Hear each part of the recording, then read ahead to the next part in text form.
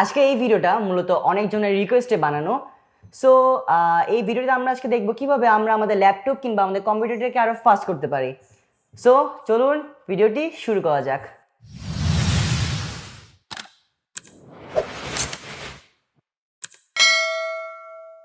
হে WhatsApp everyone, আমি Xavier rhythm এবং আপনারা দেখছেন টেক গাই চ্যানেল। সো আমরা কিন্তু প্রতিনিয়তই ল্যাপটপ কিংবা কম্পিউটারগুলোর প্রতি বেশি ইউজড হয়ে যাচ্ছি এবং ইউজড হওয়ার কারণে কিন্তু আমরা ল্যাপটপ কিংবা কম্পিউটার অনেক ধরনের কাজ করি এবং কাজ করতে করতে এক পর্যায়ে কিন্তু এই ল্যাপটপগুলো স্লো হতে শুরু করে বা এই কম্পিউটারগুলো স্লো হতে শুরু করে। এবং আজকে আমি আপনার সাথে কিছু টিপস শেয়ার করব, যে টিপসগুলো ফলো করলে কিন্তু আপনারা আপনাদের ল্যাপটপটিকে ফাস্ট করতে পারবেন এবং এর ভিতরে যে ফাইলগুলো রয়েছে যেগুলো আপনার প্রয়োজনীয় অর্থাৎ ক্যাশ ফাইল যেগুলো রয়েছে সেগুলোকে অনায়াসে রিমুভ করে দিতে পারবেন। চলুন আমাদের এই ল্যাপটপটিকে ফাস্ট করার জন্য যে প্রথম স্টেপটি আছে সেটি আমরা দেখে আসি।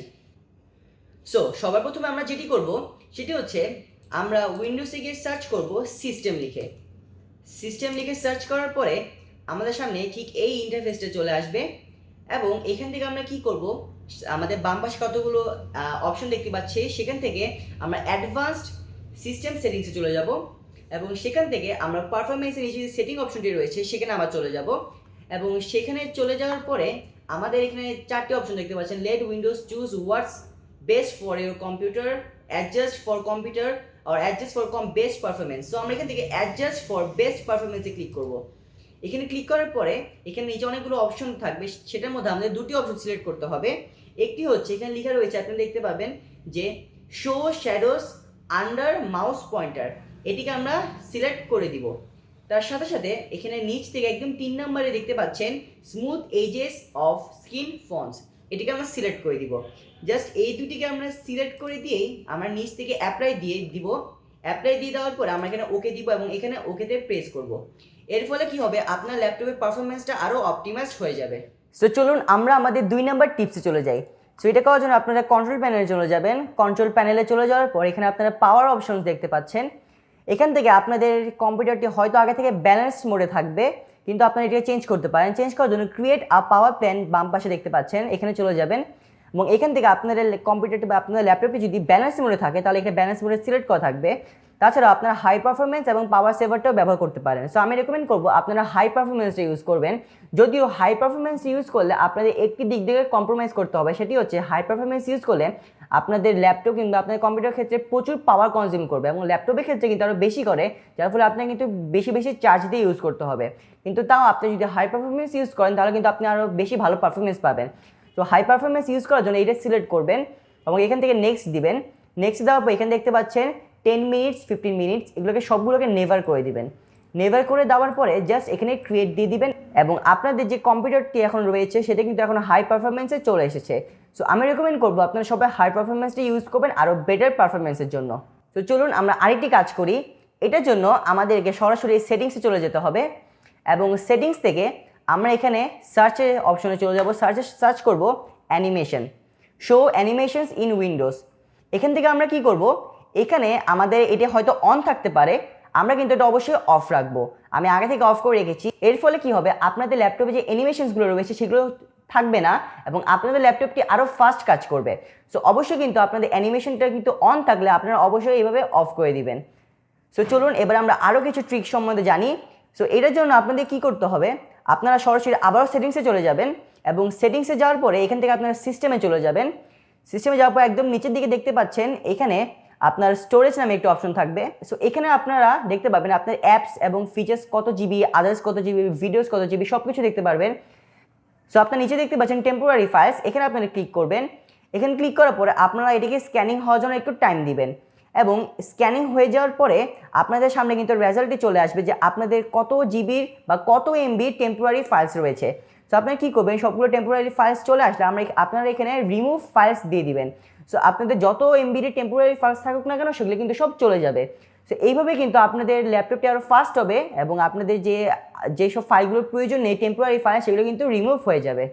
এভাবে কিন্তু আপনারা আপনাদের ল্যাপটপটিকে আরও ফাস্ট করতে পারবেন কিংবা কম্পিউটারটিকে আরও ফাস্ট করতে পারবেন। সো আমি আরও কিছু টিপস আপনার সাথে শেয়ার করছি। সো এগুলো করার জন্য কী করতে হবে, আপনারা এখান থেকে সরাসরি রানে চলে যাবেন। রানে যাওয়ার পরে এখানে আপনারা সার্চ করবেন টেম্প, TEMP। টেম্প লিখে সার্চ করলে আপনাদের এখানে যত টেম্প ফাইল রয়েছে সবগুলো চলে আসবে। আপনারা নির্দ্বিধায় সবগুলোকে ডিলিট করে দিবেন।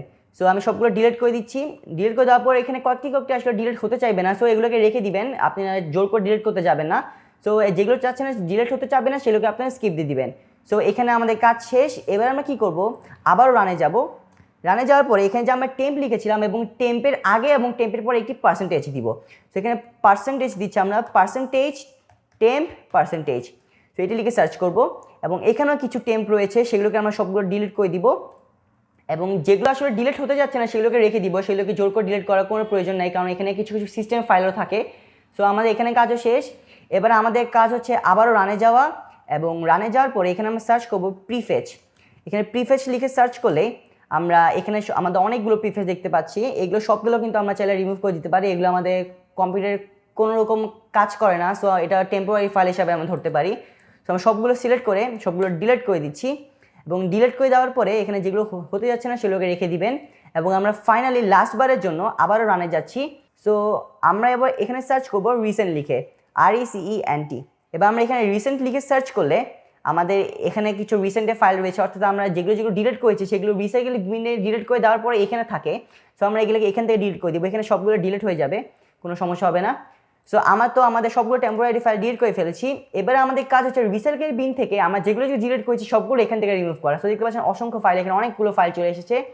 সবগুলোকে আমরা সিলেক্ট করে এটিকে ডিলিট করে দিতে পারি। ডিলিট হয়ে গেলে কিন্তু আমাদের অনেকখানি স্পেস ফ্রি হয়ে যাবে।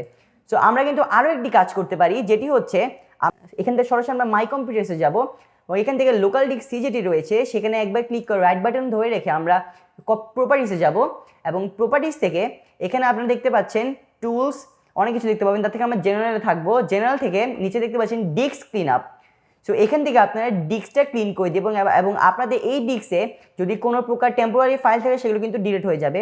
সো এখানে দেখতে পাচ্ছেন ভিউ ফাইল। সো আমরা এখানে এতগুলো ফাইল আছে। সো আমরা কী করবো, এখানে clean up system files.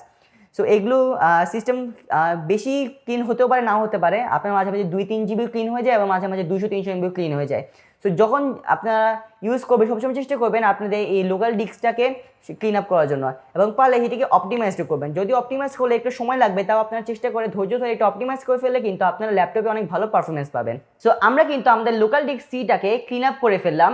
So আপনারা চাইলে এটাকে অপটিমাইজও করতে পারেন। সো অপটিমাইজ করার জন্য আপনাদের কী করতে হবে, লোকাল ডিস্ক সি থেকে প্রপার্টিসে চলে যাবেন এবং প্রপার্টিসে যাওয়ার পর এখানে টুলসে যাবেন। টুলসে যাওয়ার পর এখানে অপটিমাইজ অপশন রয়েছে, অপটিমাইজে ক্লিক করলে কিন্তু আপনারা এখানে অপটিমাইজ দিয়ে দিবেন। অপটিমাইজ দিয়ে দিলে কিন্তু আপনাদের যে লোকাল ডিস্ক সি রয়েছে সেটা অপটিমাইজড হওয়া শুরু হয়ে যাবে।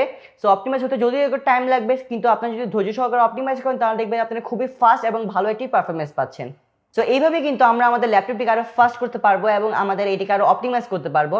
তাছাড়াও বড় একটি বিষয় হচ্ছে আপনার ল্যাপটপে যেসব জিনিসগুলোর প্রয়োজন নেই বা আপনি যেসব জিনিসগুলো ব্যবহার করছেন না সেসব জিনিসগুলো সবসময় ডিলিট করে দিবেন। যেগুলো বা আপনার এখন প্রয়োজন হচ্ছে না বা পরবর্তীতে প্রয়োজন হবে এমন কোনো ফাইল থাকলে কিন্তু আপনি ডিলিট করে দিতে পারেন, কারণ ল্যাপটপ জিনিসটা এমন যে আপনার বেশি লোড নিতে গেলে কিন্তু এটা অবশ্যই স্লো করবে।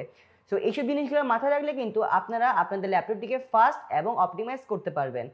সো এই ছিল আমার ভিডিও। যদি আমার এই ভিডিওটা আপনাদের কাছে ভালো লাগে তাহলে আমার এই ভিডিওটিকে লাইক দিয়ে আমার চ্যানেলকে সাবস্ক্রাইব করে পাশে থাকা বেল আইকনটি ক্লিক করে দিবেন, যাতে করে আমার পরবর্তী সব ভিডিও নোটিফিকেশন আপনারা সবার আগে পান। দেখা হচ্ছে পরবর্তী কোনো ভিডিওতে। Till then, take care, by.